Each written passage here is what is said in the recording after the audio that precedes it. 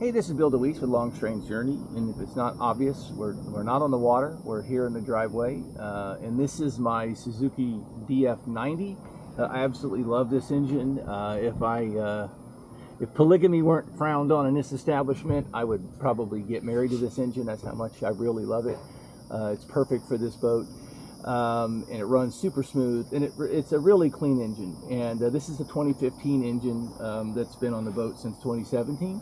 And but I try to work, my strategy for boating is I try to work on preventative maintenance. So I try to go through my boat periodically once a month and find that one thing that's probably most apt to give me grief in the very near future, and I try to make a maintenance plan for that, either replacing it or I groom the wires and recrimp bad crimps and look for voltage drops and all of that. But this is one thing that escaped me, and I had seen a little bit of rust back here on this part tucked way underneath here. Hopefully you can see that well. That in Suzuki parlance is called the steering arm, and that's where the steering tube mounts to the actual engine to perform the steering, actual steering. And that connects here to this Baystar unit. Now, depending upon what boat you have, if it's an outboard center console type side console with a steering column, it's going to be either like a Baystar. Baystar is for a certain horsepower. I think it's like 115 and down, and C-Star is greater than 115 horsepower. Then there's other brands as well besides Baystar and C-Star, but they're quite common. And they're just a ram, and they mount into the ram brace for your engine, but then they must actually connect to your engine. And they do so via this nifty thing here called a steering arm bracket attachment.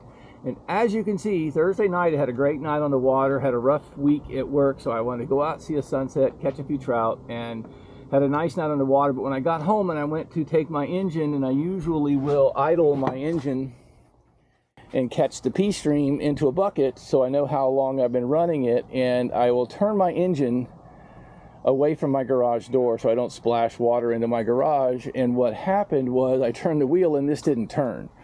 So what I found was this was broken, and that's what we're here to replace. The new part actually comes in Thursday. But what I wanted to call out on this is keep an eye on that. I have noticed in other brands as well, Yamaha and others, that actually becomes an easily corroded area, even on an engine that's actually very well maintained. That corrosion can take place. I think it's because you're dealing with a point where it's a cast material, and there's also another type of material, so you have dissimilar metals.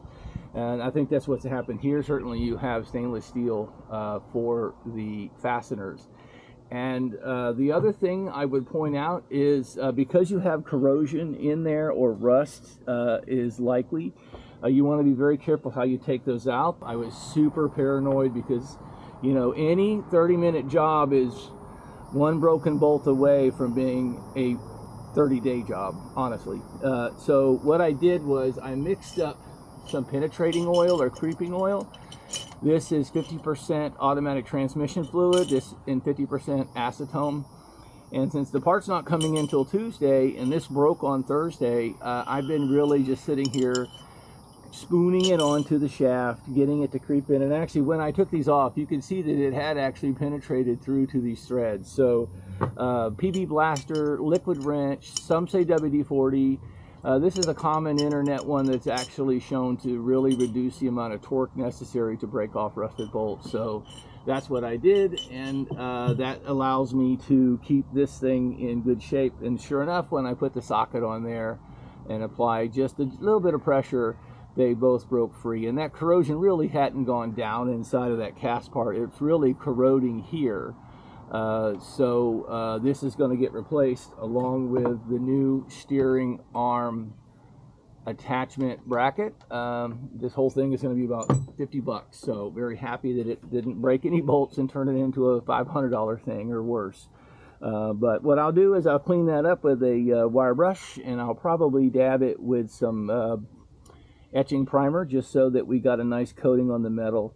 And Tuesday this gets all put back together again, and we're back on the water. But just keep an eye on that, because I've seen that rusting for a while. I've also seen that rusting on other boats where it makes that connection, and I think it's a compound amount of different metals as well as salt water, and that's always a recipe for corrosion. Probably most of that stress. So it actually broke on the way home, not on the water, which is good, because I can't imagine using a 90 as a tiller. I'd be using this rigging tube as a steering arm. That would not have been fun. Actually, I was probably within a 1 hour trolling motor ride, so I could have fished my way home. But you always want to get to these things before they break on the water and you end up with some. It's important to have a sea tow / towboat US package, but it's also important to try your best not to need them, because the delays are enormous, and it can really ruin your day. So keep an eye on stuff like this. Definitely keep an eye on the steering arm attachment. It seems to be a common point of where corrosion builds up. And hopefully this helps you and the ability to keep an eye on your engine. Thank you very much.